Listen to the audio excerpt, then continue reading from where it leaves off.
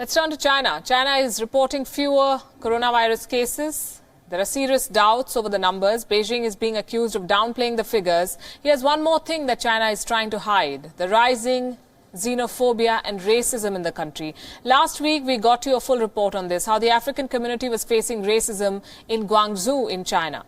African governments are now angry. In yesterday's broadcast, we showed you how a Nigerian lawmaker grilled a Chinese diplomat.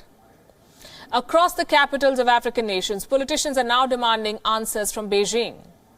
And these videos from Guangzhou triggered the outrage. They showed African nationals on the streets. They were evicted from hotels and their rented houses. The Chinese people fear that new infections are spreading from foreigners. So they began targeting African expats. Misinformation added more fuel to the fire. So far, our reportage was limited to information and videos that leaked from China. But now, African ambassadors in Beijing have revealed the extent of xenophobia. They have written a letter to China's foreign minister.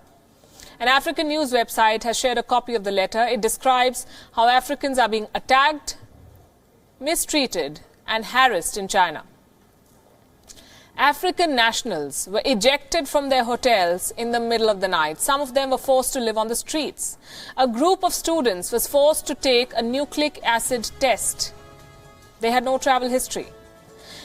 There are claims of forced testing and quarantine, even when someone showed no symptoms of the coronavirus or even when they had tested negative. Passports have been seized. Some of them were even threatened with arrests, detention, and deportation. These are gross violations of human rights. Guess how China responded to these charges? Chinese diplomats followed their playbook. First, they issued a denial. Beijing described the racist attacks as rumors and misunderstandings. Well, the criticism did not stop. So they tried to downplay the racism. Listen to this. China's friendly policy towards Africa hasn't changed, and the friendship from African countries and people towards China will also not change. We do not discriminate against African brothers. The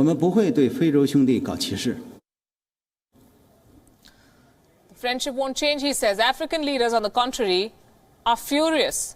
The governments of Nigeria, Ghana, South Africa, Kenya, Uganda and the African Union have spoken out. They have issued a fierce response and they have demanded action from Beijing. So China is trying to repair the damage, and this is very interesting, the damage with the African leadership and, more importantly, the damage to its image. China has dispatched officials to Guangzhou. They took a camera crew with them. A Twitter user captured this news report. Look at this. It's incredible how shoddy this is.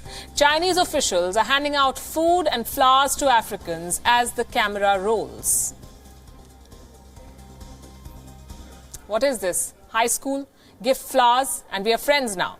China has not issued a formal apology because China is trying to spin this story too. Racism, it's your video versus theirs.